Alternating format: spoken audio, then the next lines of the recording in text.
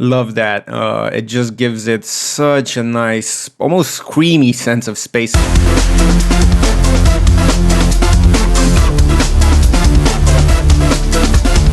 What's up everyone, and welcome to this quickie plugin review.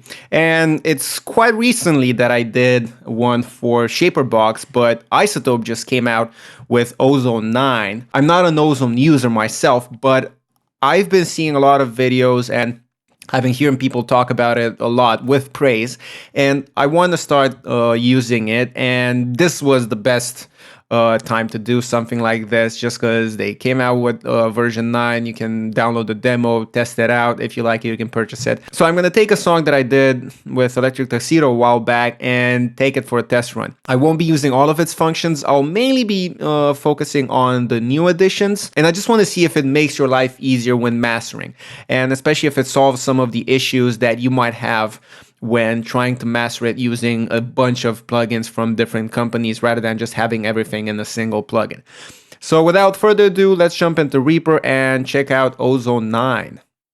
Okay, so I'm on Reaper now, and this is the song that we're gonna master today. It's a song I did with Electric Tuxedo a while back, and let's have a quick listen to maybe the last chorus. This is the mix.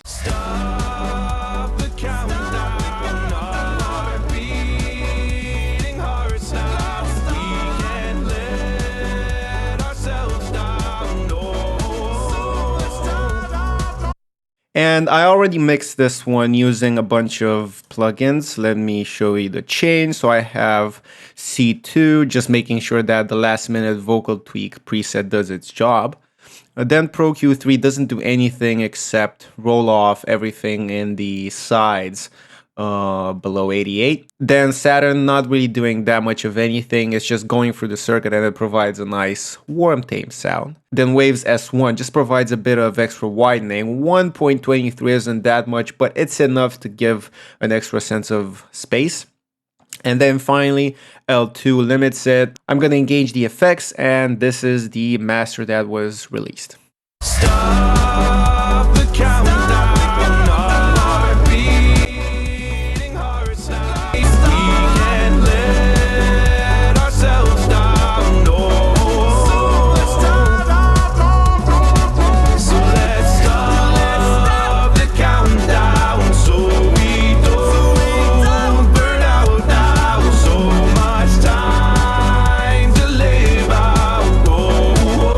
So it isn't limiting that much, 4.7 dBs, and I think it's at a good level. It's loud, it's proud, and we liked it enough to release this as the final master. So let's jump into Ozone, and I do have two instances here of the same track, and I'll switch the phase so you see that it nulls perfectly, which means it is the same track. See? Infinite minus infinity, it's nulling perfectly. So I'm going to keep this engaged and also add Ozone 9. Played around with it, but let's just start fresh. So this is Ozone 9, and what I want to try first is literally just the master assistant and see what it does in comparison to the original master. You have to select these, and I'll just go for modern, high, and streaming, and let's see what it does. Added an EQ rolling off below 22 Hertz and a bit of a bell at 43, so not that much happening there, and just a small boost of 0.7 dBs at 18K. So I don't think most of us will actually get to hear those frequencies, but let's see what the dynamic EQ is doing. So the dynamics, for some reason, it thought that they weren't needed. And here, there's quite a few things happening. So at 13K, there's a shelf of -2 dB. So let's see what that would sound like.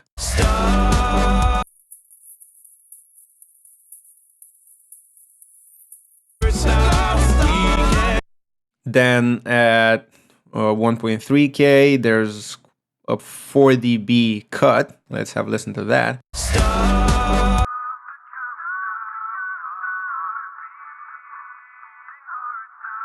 So there seems to be a bit of a buildup in the vocals there. Then just below it at around 800, we have this.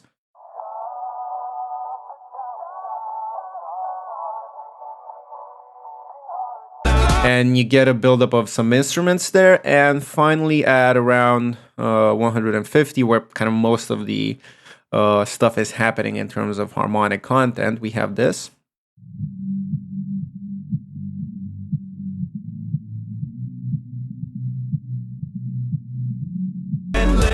So let's A-B. Stop the countdown, our heart beating hearts now. We can't let ourselves down, no.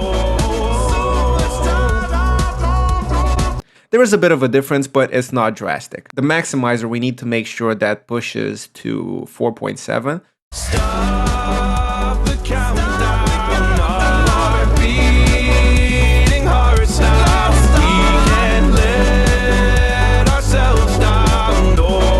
Just to make sure that level-wise we're not getting tricked. So let's have a listen to this and compare it to the original master. Stop the countdown, our heart beating hearts now. We can't let ourselves down, no. So let's stop.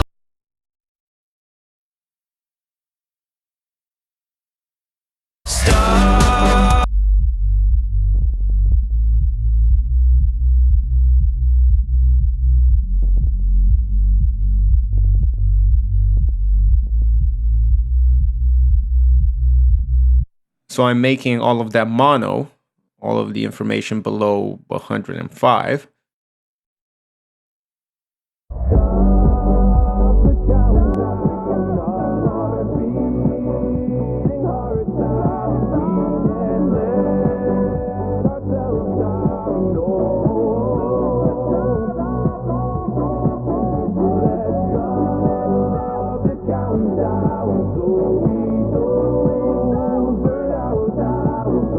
And I'm constantly checking to see that this kind of stays between these two. You don't want it to get too phasey, especially the lower you go, the more in phase you want things, just because the ear isn't really that great at distinguishing stereo information in the lower end of the spectrum.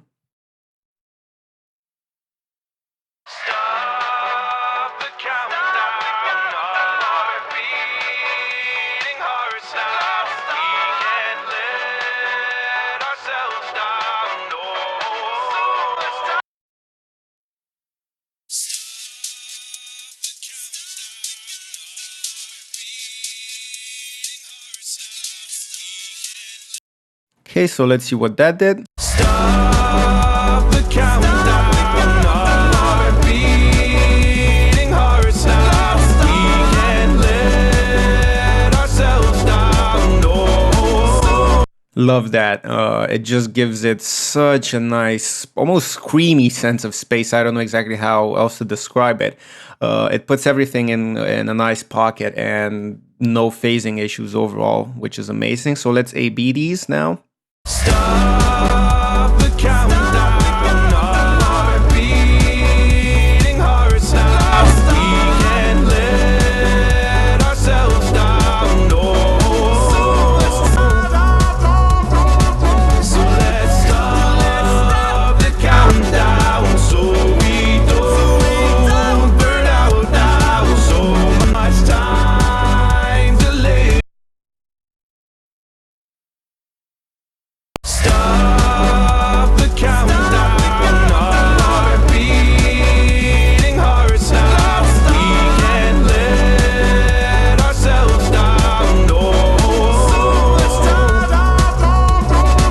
So let's stop the countdown, so we don't burn out now. So much time to live out.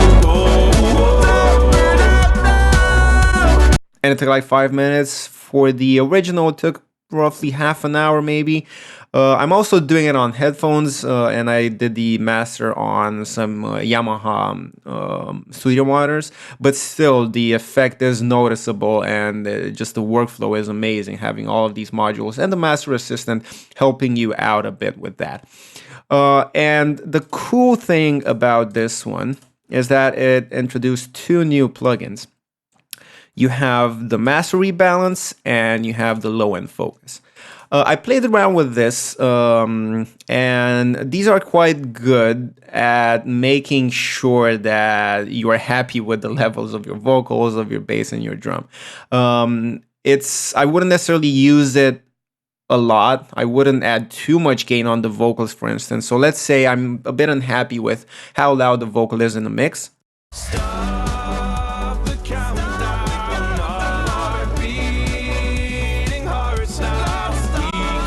And let me add a maximizer just to make sure that the level is high enough.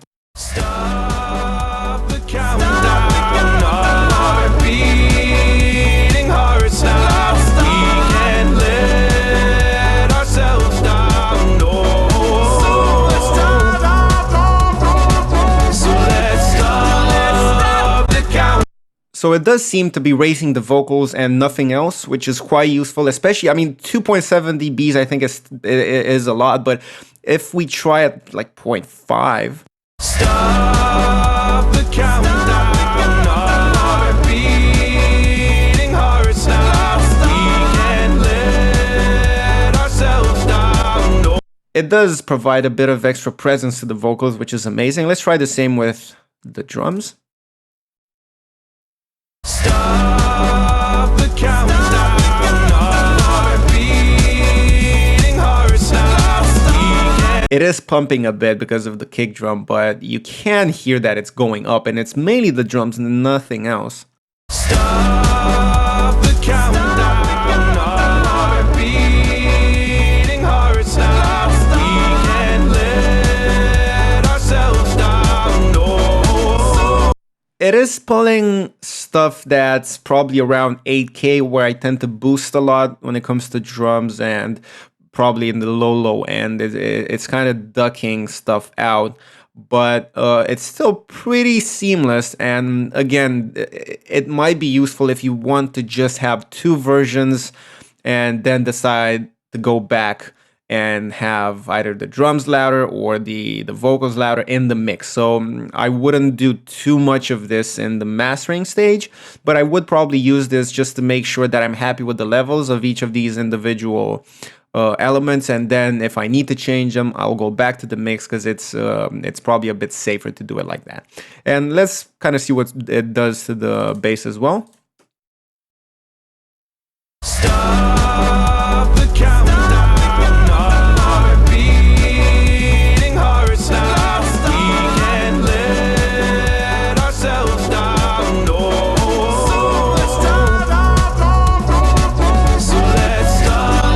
So this could be super useful if you have a recording that has too much bass in it. So you can just slightly pull it down. I wouldn't push it up. It does something weird to this. It could also be from the mix, but pushing it down took that bass away. And if you have a bass heavy track that you want to just trim a bit, this could be the way to do it. And another thing for that low end is this low end focus, and you can add more punch to the low end or smooth it out. So let's have a listen to what that does. Stop.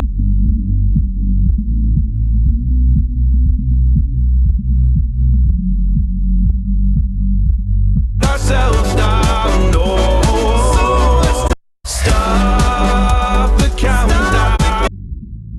Beating hearts now. We can't let ourselves down. No.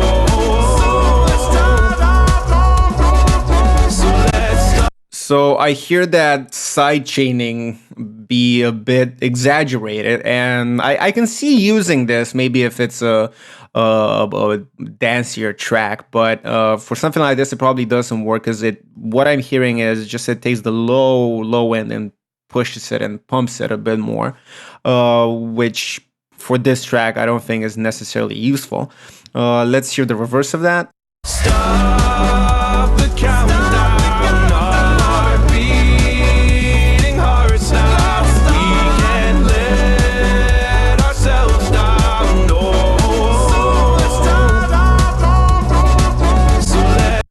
it seems like you get a kind of a washier sound like that. It doesn't sound bad, but it's different, so it's kind of up to you how you want to use this. Let's see what the smoothing does.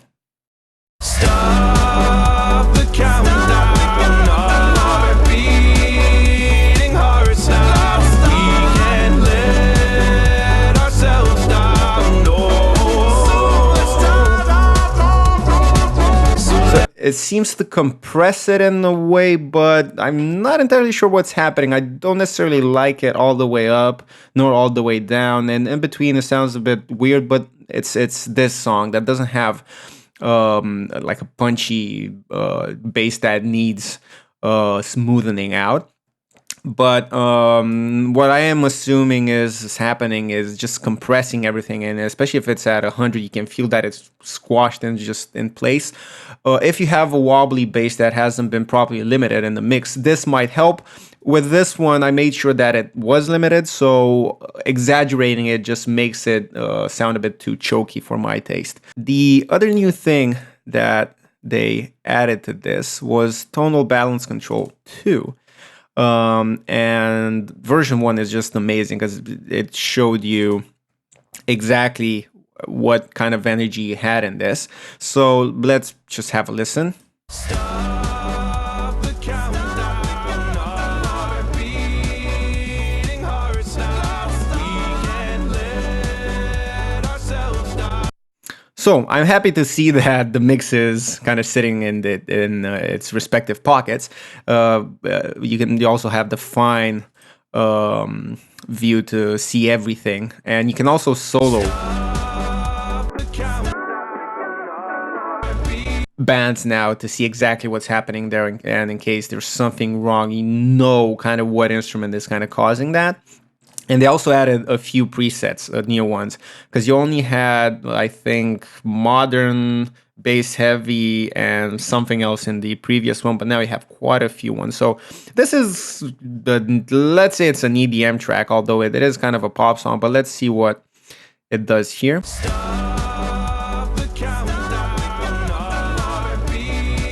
So yeah, you could sell this as an EDM track. Let's see if you can sell it as a pop track.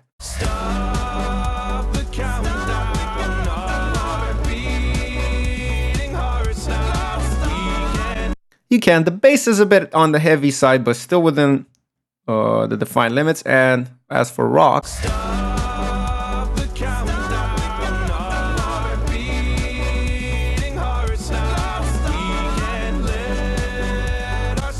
it fits, which means taking this into the mastering chain and making sure that you have it before to see if the mix is properly balanced, and then have it as the last thing in your chain to make sure that the master is also balanced, is a useful tool, and especially for controlling the low end, it can prove invaluable, especially when you're trying to learn all of this stuff. Okay, so that was Ozone 9. I really love it. I think it's gonna save me a lot of time in the future. Some of its new functionality is amazing, and I really like what those new modules do to the sound.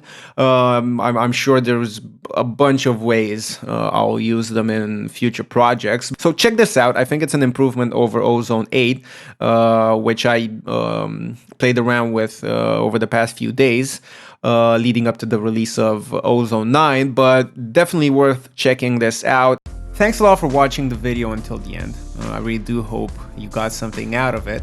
And if you did enjoy it, if you did get any value out of it, please let me know in the comments below.